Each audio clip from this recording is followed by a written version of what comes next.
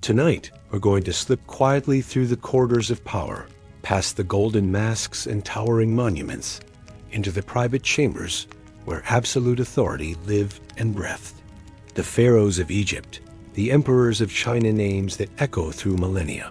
Yet behind the divine titles and elaborate ceremonies were human beings carrying weights we can barely imagine.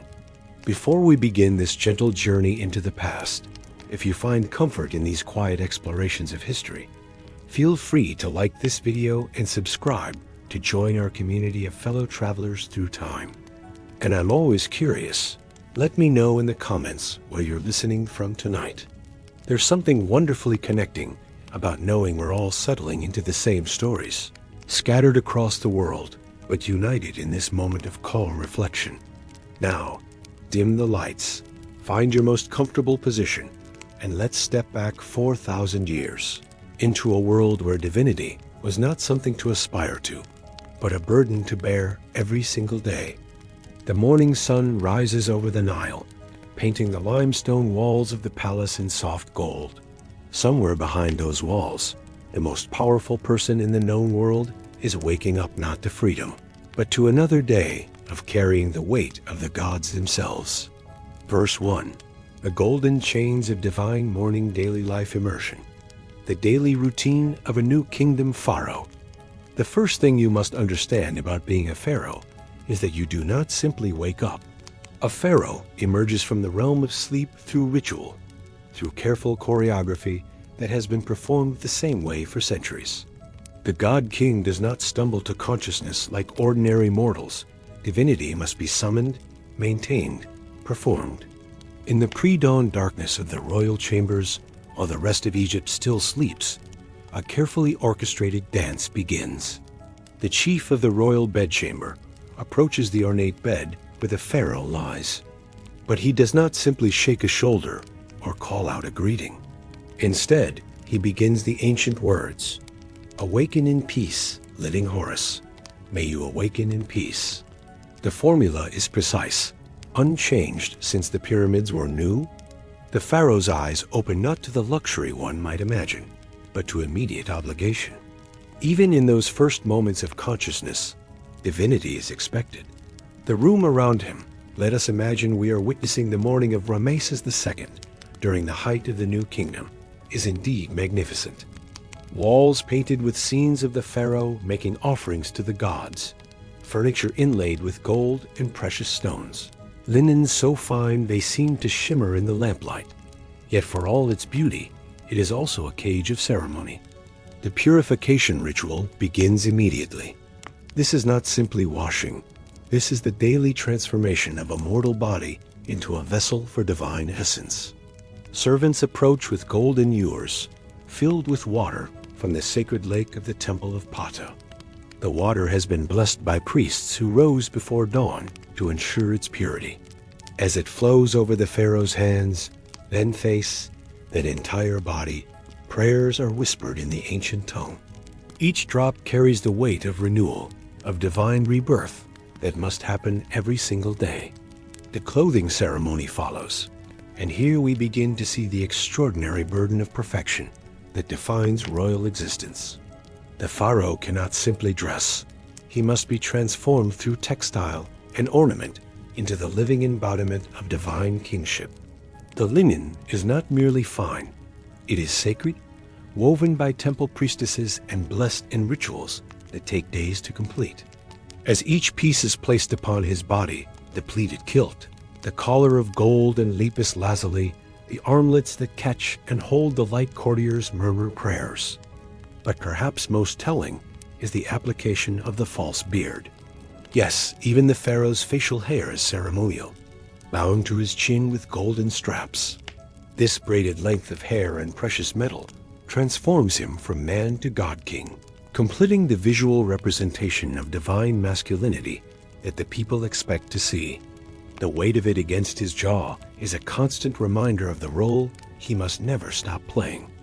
The crown selection is a decision that reverberates through the kingdom. Will it be the red crown of Lower Egypt today, with its distinctive coiled urea serpent? The white crown of Upper Egypt, tall and imposing? Or perhaps the combined double crown, the pshint, which represents dominion over all the lands of the Nile. Each choice sends a message to the court, to the priests, to the people who will see him throughout the day. The pharaoh cannot simply feel like wearing something different.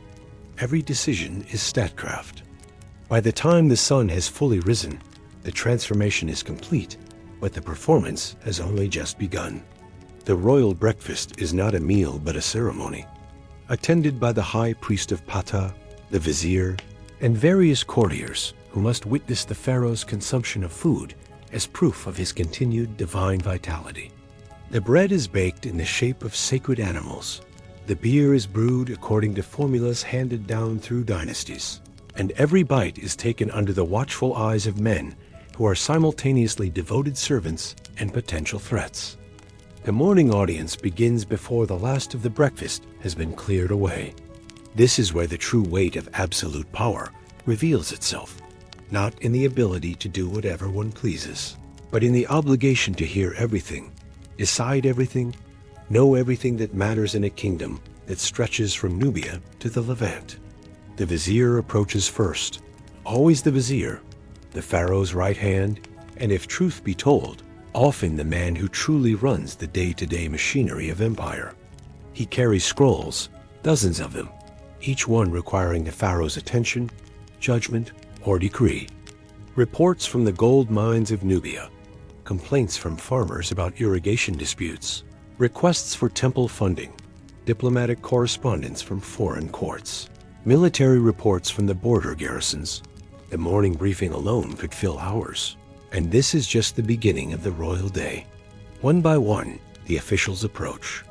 The high priest of Amun-Ra, whose temple controls vast wealth and whose political power rivals that of the pharaoh himself, presents requests for additional temple funding and reports on the complex calendar of religious festivals that dominate Egyptian life.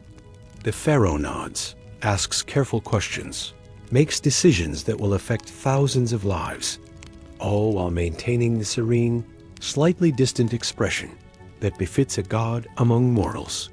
The royal treasurer approaches with the endless complexities of managing an empire's wealth. Egypt is rich, fantastically rich by the standards of the ancient world, but wealth brings its own burdens. Gold flows in from Nubia, grain fills the royal storehouses, tribute arrives from vassal states, but it must all be tracked, allocated, protected. The pharaoh listens to reports of granary levels, of gold shipments, of the complex system of taxation that keeps the kingdom functioning. And he must understand it all, must make the decisions that keep the golden machine running smoothly. The morning progresses with the measured rhythm of cosmic inevitability. Each audience, each decision, each moment of the pharaoh's day is choreographed not just by human protocol, but by divine necessity. He is not simply the ruler of Egypt, he is the linchpin that holds the cosmic order together. If he fails in his duties, if he shows weakness or uncertainty, the very foundations of existence might crumble. The Nile might not flood, the sun might not rise, chaos might return to swallow the ordered world. And so the pharaoh sits on his throne, itself a masterwork of gold and precious stones, carved with the symbols of his divine nature, and he listens, and he decides, and he performs the role of God-King with the weight of eternity pressing down upon his crown. The courtiers bow and scrape and murmur their devotions, but in their eyes, behind the ritual reverence, he can sometimes glimpse the calculation, the ambition, the ever-present question. How long will this God-King remain strong enough to hold his divine throne? The morning audiences stretch toward midday, and with each passing hour, the pharaoh feels more deeply the peculiar isolation of absolute power. He is surrounded by hundreds of people, yet utterly alone. Everyone who approaches him wants something: approval, funding, favor, justice, but no one can offer him the simple human connection of equality. He is too sacred to touch casually, too divine to confide in, too powerful to trust completely.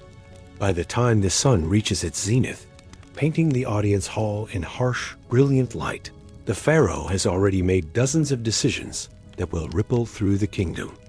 He has allocated resources that could feed cities, approved temple constructions that will take decades to complete, received diplomatic gifts from foreign courts who both fear and court his favor. Yet for all his power, he remains bound by the same inexorable schedule that will carry him through afternoon ceremonies, evening rituals, and the careful choreography of divine retirement. The mourning of a pharaoh is not freedom. It is the most elaborate prison ever devised, built from gold and ceremony and the unrelenting expectations of divine perfection. And tomorrow, when the sun rises again over the Nile, it will all begin once more, with the same words, the same rituals, the same golden chains that bind a god-king to his cosmic responsibilities. As the pharaoh rises from his throne to move to the next ceremony of his endless day, the morning light catches his false beard, his golden collar, his elaborate crown, transforming him into the living symbol his people need him to be. But perhaps, in that moment between standing and walking, there is the briefest flicker of the man beneath the god, the human soul carrying the weight of divine expectation through another perfect, terrible day of absolute power. Verse 2, the woman who became king, the story of Hatshepsut. But power, as we have seen, is not always inherited in the ways we might expect. Sometimes it must be seized, shaped, and justified in ways that challenge the very foundations of divine order. And sometimes the most extraordinary pharaohs are those who were never supposed to rule at all. In the soft shadows of history, where certainty gives way to whisper and speculation, there emerges a figure so remarkable that later pharaohs would try to erase her very existence from memory. Her name was Hatshepsut, and she committed the ultimate transgression against cosmic order. She was a woman who declared herself king. The story begins in the early years of the 18th dynasty, around 1507 BCE, in the reign of Thutmose II. Egypt is at the height of its new kingdom power, its armies pushing deep into Nubia and the Levant, its temples growing ever more magnificent, its pharaohs ruling an empire that stretches across much of the known world. Into this world of absolute masculine divine authority, Hatshepsut was born not to rule, but to serve the perpetuation of royal bloodlines through marriage and motherhood. She was the daughter of Thutmose I, a pharaoh who had expanded Egypt's borders and filled its temples with gold. Royal daughters in ancient Egypt held positions of significant influence, but always in relation to the men around them, as daughters, wives, and mothers of kings. Hatshepsut married her half-brother Thutmose II, as was the royal custom, cementing the divine bloodline and preparing to fulfill her expected role as the power behind the throne. But the gods, it seemed, had different plans. Thutmose II ruled for only a few years before death claimed him, leaving behind a kingdom in need of strong leadership and a succession crisis that would change the course of Egyptian history. The rightful heir was Thutmose III, but he was barely more than a child, the son of Thutmose II by a minor wife, not by Hatshepsut herself. Custom dictated that Hatshepsut should serve as regent, guiding the young king until he came of age to rule in his own right. For the first few years, this is exactly what happened. Inscriptions from the early part of Thutmose III's reign show Hatshepsut performing the traditional role of queen regent, standing behind the young pharaoh in temple reliefs, participating in ceremonies, managing the day-to-day governance that a child could not handle. She was, by all accounts, exactly what the kingdom needed: experienced, intelligent, connected to the powerful priesthood, and skilled in the complex art of Egyptian statecraft. But somewhere in those early years of regency, something extraordinary happened. Perhaps it was the realization that she was more capable than the child she was meant to guide. Perhaps it was the recognition that Egypt needed stronger leadership than a boy could provide. Perhaps it was simply the intoxicating pull of absolute power once tasted. Whatever the catalyst, Hatshepsut made a decision that defied 3,000 years of Egyptian tradition. She declared herself pharaoh. The transformation was not sudden. It could not be, in a civilization so bound by ritual and precedent. Instead, it was gradual, careful, almost imperceptible at first.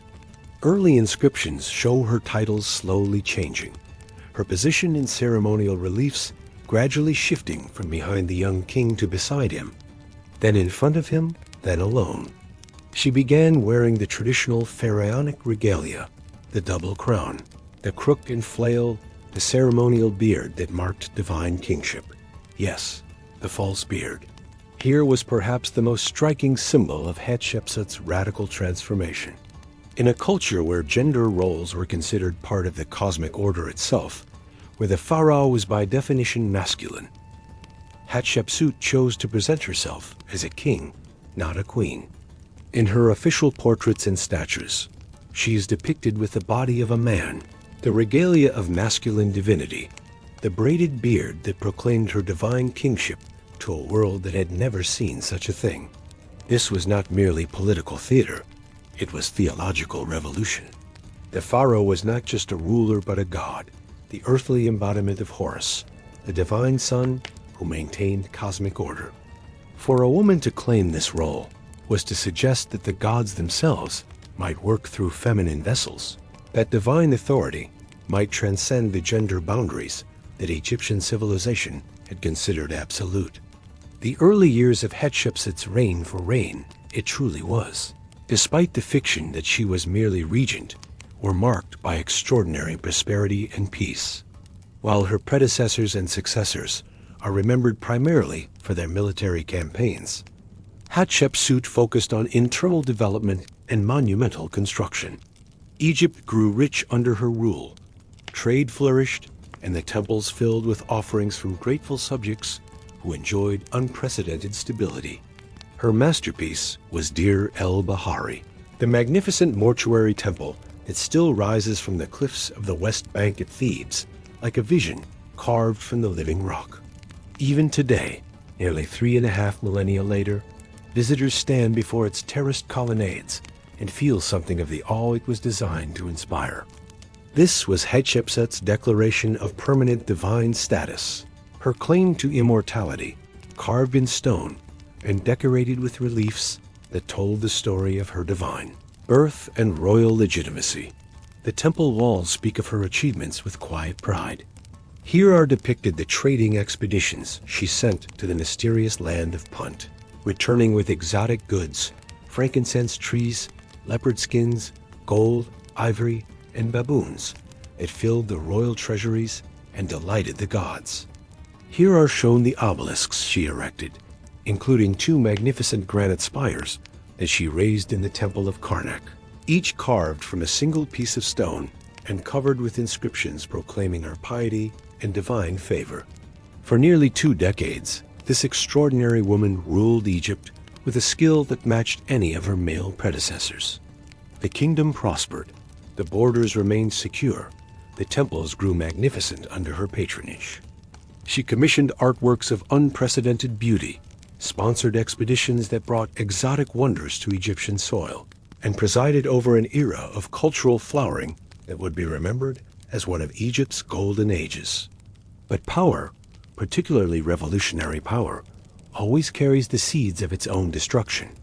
As Thutmose III grew to manhood, the fiction of joint rule became increasingly difficult to maintain.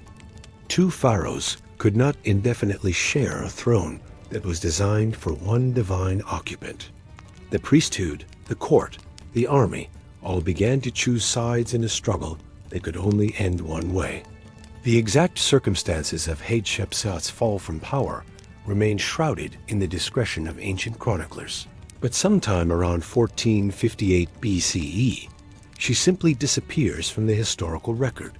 No dramatic battle, no palace coup recorded in lurid detail, just the gradual erasure of her name from official documents, the slow replacement of her image with that of Thutmose III in temple reliefs, the careful editing of history to suggest that perhaps she had never ruled at all. What followed was even more extraordinary than her rise to power, the systematic attempt to erase her from memory entirely. Thutmose III, whether from personal animosity or political necessity, ordered her monuments defaced, her statues destroyed, her name chiseled from inscriptions, and replaced with those of her male relatives. The woman who had ruled Egypt for 2 decades was to be forgotten, her revolutionary reign treated as an aberration that had never truly happened. For nearly 3,000 years, this erasure was largely successful. Early Egyptologists, working from king lists that omitted her name in monuments that had been deliberately vandalized, knew of Hatshepsut only as a footnote, the wife of Thutmose II, the regent who had guided young Thutmose III. It was only in the 20th century, as archaeologists painstakingly reconstructed defaced inscriptions and pieced together scattered fragments of her statues, that the full scope of her achievement became clear. Today, as we look back across the centuries at this remarkable woman, we can see in her story something that transcends the specific circumstances of ancient Egypt. Here was someone who refused to accept the limitations that society placed upon her, who saw power not as a birthright, but as a responsibility that should go to those most capable of wielding it wisely. Her reign was marked not by the military conquests that typically define pharaonic greatness, but by prosperity, stability, and cultural achievement. Yet there is also something profoundly melancholy about Hatshepsut's story. Despite her success, despite the evident prosperity of Egypt under her rule, she could not escape the fundamental contradiction of her position. She was a woman in a role defined as masculine, a revolutionary in a civilization built on tradition, a pharaoh whose very existence challenged the cosmic order she was supposed to maintain. In the end, perhaps that is why later rulers tried so hard to erase her memory. It was not enough to remove her from power. Her very existence was dangerous to the established order. If one woman could successfully claim divine kingship, what did that say about the absolute nature of masculine authority? If the gods could work through a female pharaoh, what other assumptions about cosmic order might be questioned? The statues of Hatshepsut that survive, those fragments that escape the hammers of those who sought to destroy her memory, show us a figure of quiet dignity and strength. She wears the traditional pharaonic regalia, but there is something in the carved features that speaks of the weight she carried, the constant burden of proving herself worthy of a role that no woman before her had ever claimed. As night settles over the Valley of the Kings, where she was eventually laid to rest in a tomb that was itself hidden and forgotten for millennia, we can imagine the ghost of Hatshepsut walking among the monuments she built, the temples she filled with offerings, the obelisks that still stand as testament to her reign. She achieved something that should have been impossible, ruled wisely and well for 2 decades, and was repaid with an attempt at complete erasure from history. But perhaps, in the end, this is the most fitting tribute to her extraordinary life. That despite all efforts to forget her, despite the systematic destruction of her monuments and the careful editing of the records, her story has survived. In the shadows of history, where the light of conventional memory grows dim, Hatshepsut endures the woman who became king, who challenged the gods themselves and, for a brief, shining moment, made them listen. Verse 3, the secret valley of eternal sleep, the creation of the Valley of the Kings. The pyramids had stood for over 1,000 years when the pharaohs made a decision that would reshape the very nature of royal death and burial. Those magnificent monuments to eternal kingship, Giza's Great Pyramid, the Step Pyramid of Djoser, the dozens of lesser peaks that dotted the Memphis necropolis, had served their purpose perhaps too well. They announced to the world exactly where Egypt's god-kings lay sleeping with their treasures, and in doing so, they became irresistible targets for those who cared more for gold than for the sanctity of divine rest. By the time of the New Kingdom, around 1550 BCE, the Pyramid Age was already ancient history. The great monuments still dominated the horizon near Memphis, but they had long since been stripped of their treasures by tomb robbers who tunneled through limestone and granite with the patience of centuries. The pharaohs of the 18th dynasty faced a dilemma that would have puzzled their reign. pyramid-building ancestors. How do you ensure the eternal rest of a god-king when announcing his burial place to the world is tantamount to inviting desecration? The solution they devised was as elegant as it was radical. They would hide their tombs entirely. Instead of building monuments that proclaimed royal burial to the heavens, they would carve secret chambers deep into the living rock, in a place so remote and so well guarded that even the most determined tomb robber might never find them. They chose a narrow valley on the west bank of the Nile, across from the great temple complex of Karnak, a place where the desert cliffs rose like natural pyramids against the sky. This valley, which we now call the Valley of the Kings, became the most exclusive cemetery in human history.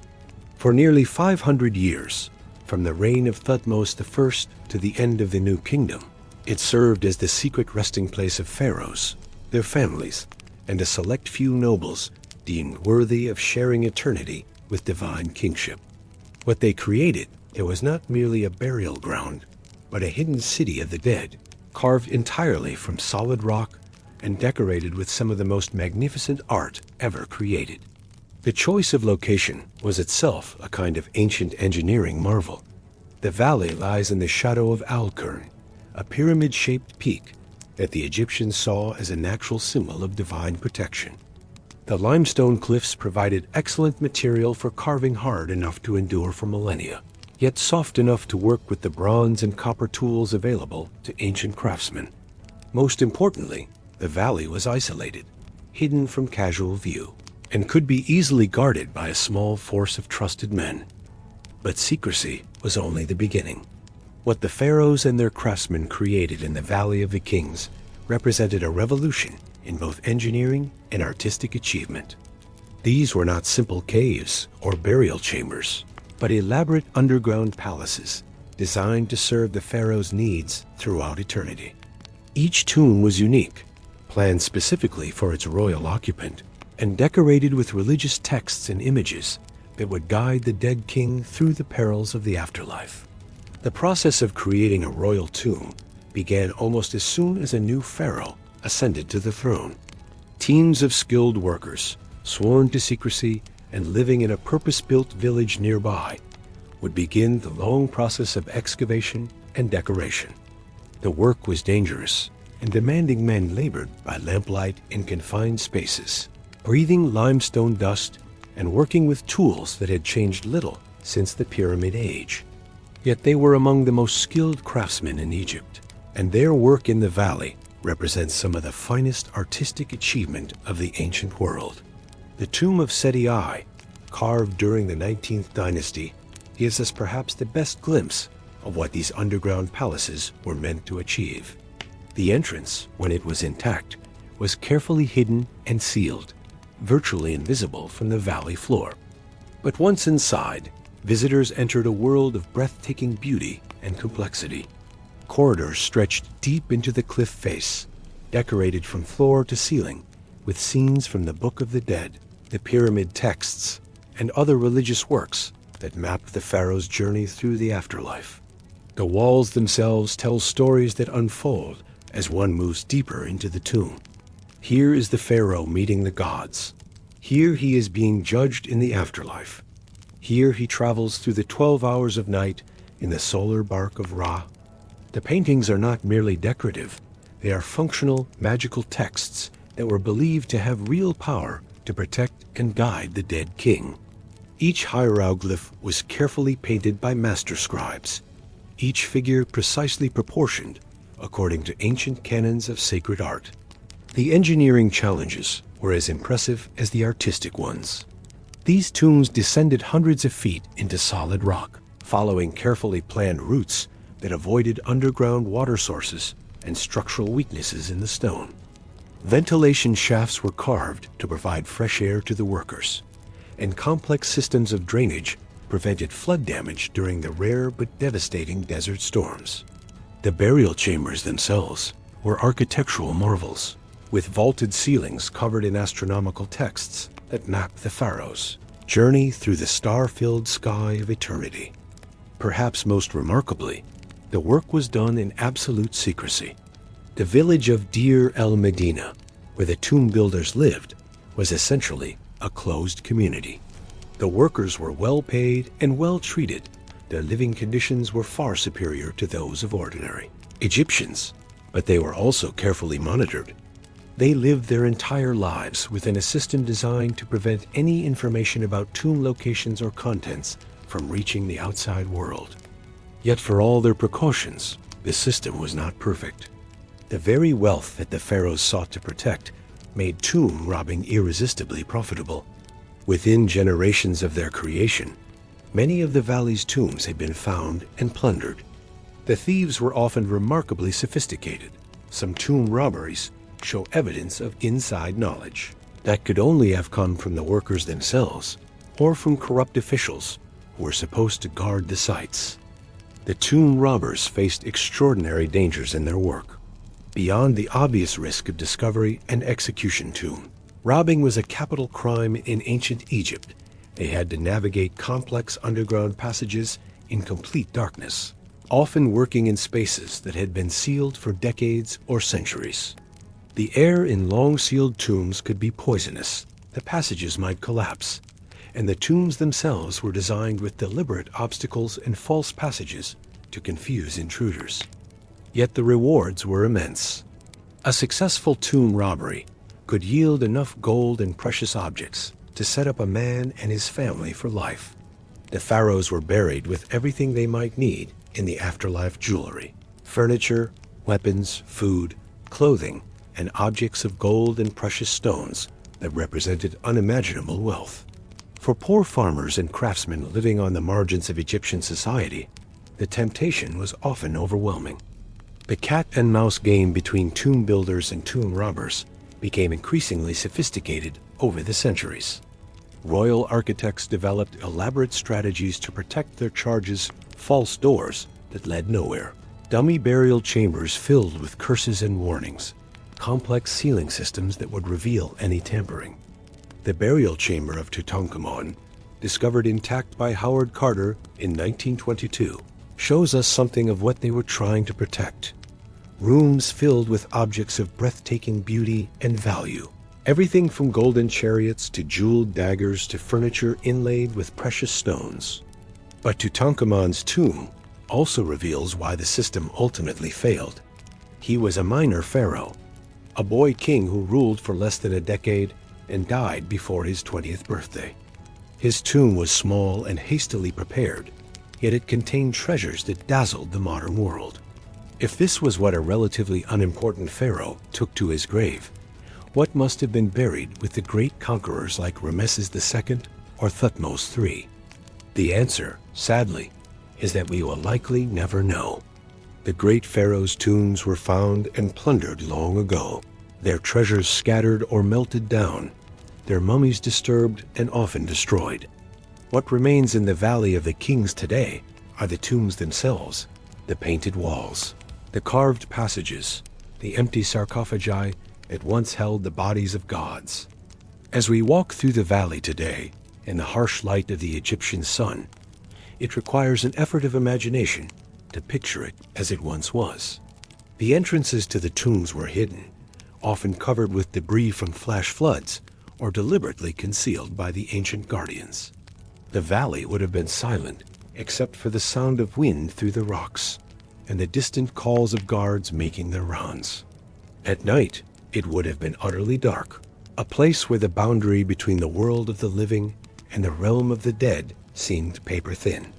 The abandonment of the Valley of the Kings came gradually as the new kingdom weakened and the pharaohs lost the resources to maintain such elaborate burial practices. The last royal burial in the valley was probably that of Ramesses XI, around 1070 BCE. After that, pharaohs chose different burial sites, often in the north near the ancient capital of Memphis, or they were buried in smaller, less elaborate tombs that have largely disappeared from the historical record.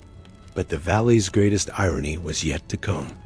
Despite all the efforts at secrecy, despite the sophisticated anti-theft measures and the carefully guarded locations, the Valley of the Kings ultimately failed in its primary purpose. Almost every tomb was robbed, most within a few generations of their creation. The pharaohs who sought eternal rest in hidden chambers found their sleep disturbed by thieves seeking gold, their mummies unwrapped and discarded, their treasures sold in markets across the ancient world. Yet, in another sense, the valley succeeded beyond its creator's wildest dreams. The tombs that were meant to be secret and hidden became, thousands of years later, some of the most famous and visited places on Earth. The paintings that were meant to guide pharaohs through the afterlife now guide tourists through one of humanity's greatest artistic achievements. The names that were carved in stone to ensure eternal remembrance, Ramesses, Seti, Amenhotep, are still spoken with reverence today, though not perhaps in the way their owners intended. As the sun sets over the Valley of the Kings, painting the limestone cliffs in shades of gold and red that echo the colors used by ancient artists, we can imagine the spirits of the pharaohs looking down on their violated resting places with something like satisfaction. They sought to hide from the world, but instead they created monuments to human achievement that would outlast empires. They tried to take their treasures with them into eternity, but instead they left us something far more valuable, a glimpse into the hopes, fears, and extraordinary ambitions of people who lived and died believing they were gods. The Valley of the Kings stands today as a testament to the futility and the glory of human ambition. It reminds us that even the mightiest rulers cannot escape the democracy of death, but also that the human desire to create something lasting, something beautiful, something that speaks across the centuries, is perhaps the most divine impulse we possess. In their failure to achieve the eternal rest they sought, the pharaohs achieved something greater. They gave us a window into the soul of one of humanity's greatest civilizations, carved in stone and painted with colors that still shine bright after 3.5 millennia in the dark. Verse 4. The dragon behind golden walls, life of an emperor in China's forbidden city, half a world away from the Nile, in the heart of what we now call Beijing, another form of absolute power, created its own golden prison. If the pharaohs of Egypt were isolated by their divine nature, the emperors of China's Ming and Qing dynasties were isolated by something perhaps even more suffocating: perfection itself. Within the walls of the Forbidden City, they lived lives of such elaborate ceremony, such rigid protocol, such absolute luxury, that they became prisoners of their own supremacy. The Forbidden City, the very name speaks of exclusion, of a world set apart from ordinary human experience. Built during the reign of the Yongle Emperor in the early 15th century, this vast complex of nearly 1,000 buildings served as both palace and prison for 24 emperors across 5 centuries. Covering 180 acres in the heart of Beijing, surrounded by walls 35 feet high and a moat 50 yards wide, it was designed to be a perfect microcosm of the universe itself, with the emperor at its sacred center. To understand the life of an emperor within these walls, we must first grasp the concept that governed every moment of his existence: the mandate of heaven. Unlike the pharaohs, who were considered gods themselves, the Chinese emperor was the son of heaven, the earthly representative of cosmic order. His legitimacy came not from his own divine nature, but from his perfect adherence to the rituals and protocols that maintained harmony between heaven and earth. Any deviation from this perfection, any crack in the ceremonial facade, could theoretically bring down not just the emperor, but the entire cosmic order. The emperor's day began before dawn, as it had for the pharaohs, but with an even more elaborate series of rituals designed to confirm his fitness to serve as the bridge between heaven and earth. In the pre-dawn darkness of the imperial bedchamber, deep within the Forbidden City's innermost courts, eunuch servants would approach the dragon bed, for even the emperor's furniture bore the symbols of his cosmic significance. The awakening ceremony was precise, unchanged for centuries. Each gesture weighted with meaning that connected the emperor's daily routine to the movements of the stars themselves. The eunuchs who served the emperor were themselves fascinating figures in this closed world. Castrated as boys and brought to the palace to serve, they formed a unique class within Chinese society, neither fully male nor female, neither entirely of the court nor completely outside it. They were the emperor's most trusted servants, precisely because they could pose no dynastic threat, could father no children to challenge the imperial succession. Yet they also wielded enormous power, serving as the emperor's intermediaries with the outside world, his eyes and ears in a court where direct communication was often impossible. The morning dress ceremony rivaled anything seen in ancient Egypt for its complexity and symbolic weight. The emperor could not simply put on clothes. He was transformed through silk and jade and gold into the living embodiment of imperial authority. The robes themselves were works of art, woven with dragons and phoenixes, decorated with symbols that connected earthly power to celestial authority. The imperial yellow, a color forbidden to all others in the empire, dominated everything from the roof tiles of the palace to the silk of the emperor's undergarments. But perhaps most striking was the hat, the imperial crown that marked the emperor's unique position between heaven and earth. Strands of pearls hung from the brim, creating a curtain that partially obscured the emperor's face from direct view. This was not merely ceremonial. It was a practical acknowledgement of the emperor's terrible isolation. Even his closest advisors were not supposed to look directly upon the Son of Heaven. The pearl curtain allowed him to see out while preventing others from fully seeing in, a perfect metaphor for the loneliness of absolute power. The morning audience in the Forbidden City differed dramatically from its Egyptian counterpart, yet it served the same essential function, the performance of authority for an audience that was simultaneously reverent and calculating. In the Hall of Supreme Harmony, the largest wooden structure in China, the emperor would take his place on the dragon throne, positioned at the exact center of the known world according to Chinese cosmology. Officials would approach in carefully choreographed waves, each group representing different aspects of the vast Chinese bureaucracy. Unlike Egypt, where power flowed directly from the pharaoh to his chosen officials, China had developed an elaborate civil service system based on merit and examination. Thousands of scholar officials, trained from childhood in the Confucian classics, competed for the privilege of serving the emperor and the right to approach the dragon throne. The kowtow, the elaborate prostration it required officials to kneel and touch their foreheads to the ground 3 times, was perhaps the most vivid symbol of the emperor's elevation above ordinary humanity.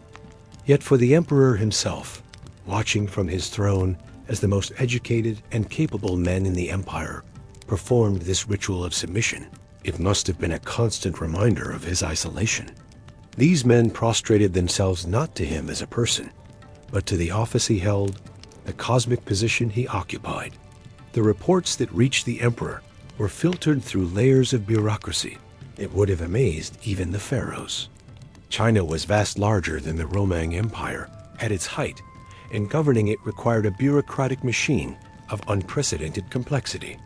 Reports arrived from provincial governors describing floods and famines, from military commanders on the frontiers detailing barbarian incursions, from tax collectors accounting for the empire's vast revenues. Each document was summarized, analyzed, and presented to the emperor in a form designed to facilitate quick decisions on matters affecting millions of lives. Yet the very efficiency of this system increased the emperor's isolation. Unlike a pharaoh, who might occasionally travel through his kingdom and see his subjects directly, the Chinese emperor rarely left the Forbidden City. The empire came to him through reports and summaries, through the careful presentations of officials who might never have traveled beyond Beijing themselves. He ruled the largest population on earth, yet he knew fewer people personally than a village headman. The inner palace presented its own unique challenges. The emperor was surrounded by hundreds of concubines, selected for their beauty and accomplishments from across the empire. This might seem like the ultimate luxury, yet it created its own form of prison. Relationships based on genuine affection were nearly impossible, when every interaction was governed by protocol, and when the women around him were essentially competing for imperial favor that could elevate their families or doom them to obscurity. The empress herself, the first among the emperor's wives, lived a life that paralleled his own in its isolation and ceremony.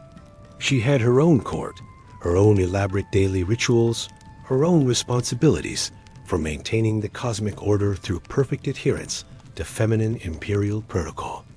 The relationship between emperor and empress was as much a matter of state as of marriage, each interaction carefully observed and interpreted by a court that saw political significance in every gesture.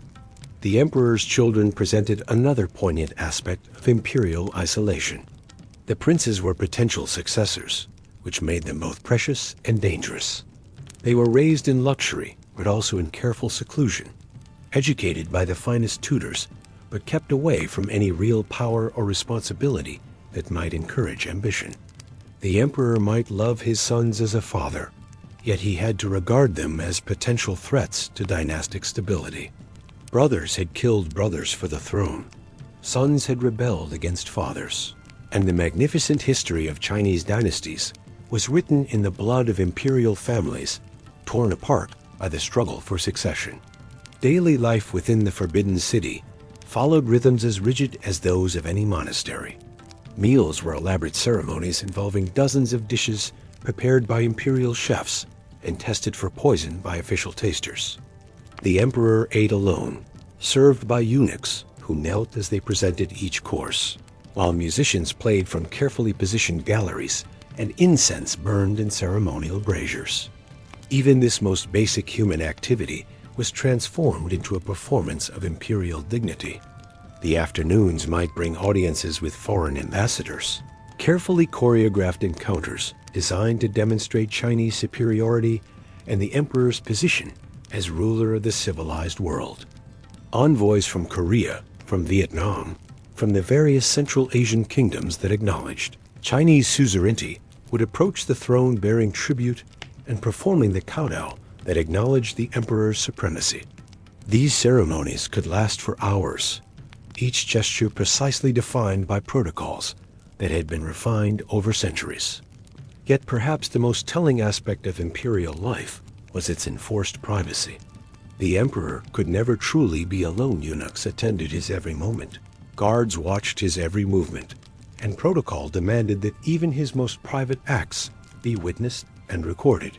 Yet he was also never truly in company, never able to experience the simple human pleasure of equals, enjoying each other's conversation. Every word spoken to him was calculated, every gesture measured for its political implications. The emperor's education was itself a form of confinement. From earliest childhood, he was schooled in the classics of Chinese literature and philosophy, trained in calligraphy and poetry, instructed in the complex ceremonial requirements of his position. He might become one of the most learned men in the empire, capable of composing poetry that would be studied for centuries. Yet his education was designed not to liberate his mind, but to perfect his performance of imperial authority. Evening brought its own rituals and responsibilities. The emperor might spend hours with his closest advisors, discussing matters of state in chambers deep within the palace where the sounds of the outside world could never penetrate. These were perhaps the moments when he came closest to normal human interaction. Yet even here, the weight of his position was inescapable. His advisors were chosen for their wisdom and loyalty, yet they remained subjects, and their counsel was offered in the context of absolute imperial authority. The emperor's bedtime was as ceremonial as his awakening. The choice of which concubine might share his bed was made through elaborate protocols designed to ensure fairness and prevent any woman or her family from gaining too much influence through imperial favor. Even in his most intimate moments, the emperor remained trapped within the machinery of state, his personal desires subordinated to the larger requirements of dynastic stability. Sleep, when it finally came, might have been the emperor's only true freedom, the only time when he could escape, however briefly, from the golden cage of absolute power.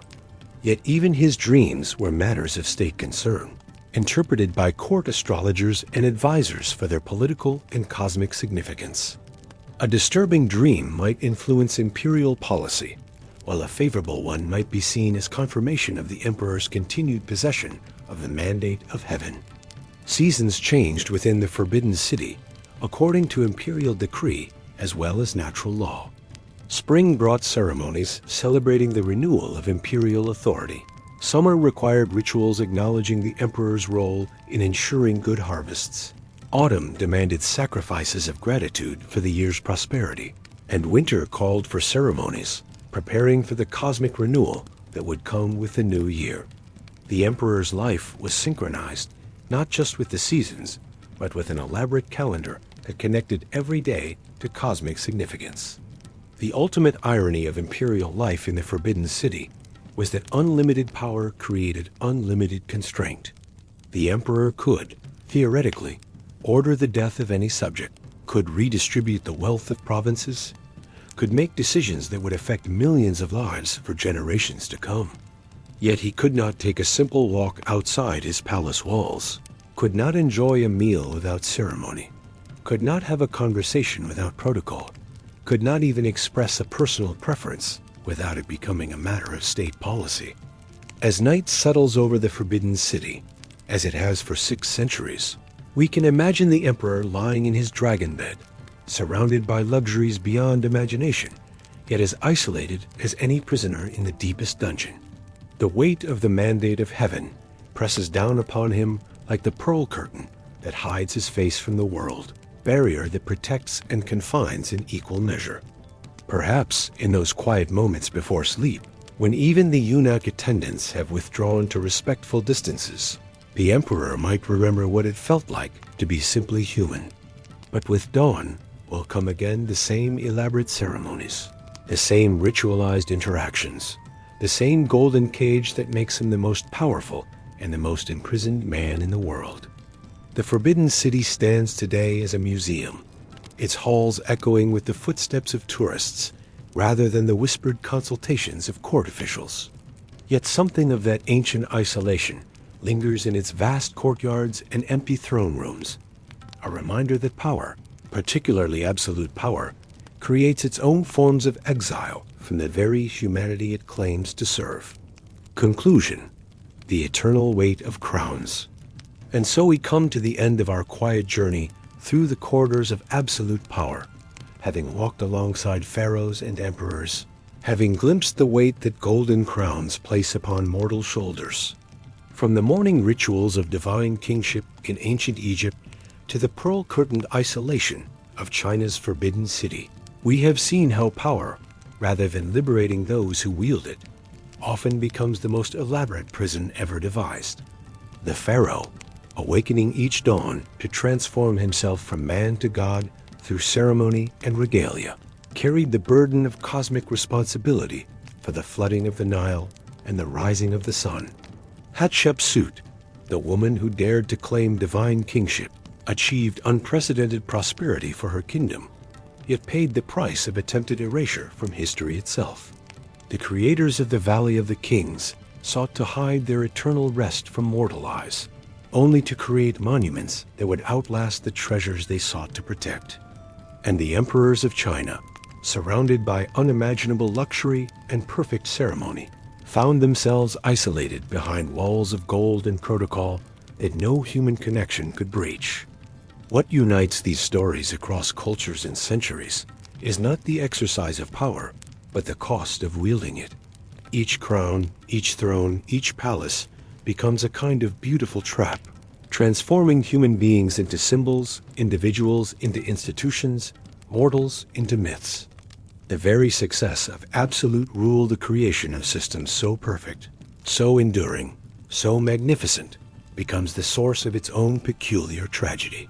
Perhaps there is comfort in knowing that even the mightiest rulers who ever lived face the same fundamental human challenges that we do: the need for genuine connection, the desire for simple pleasures, the weight of responsibility, the fear of being forgotten.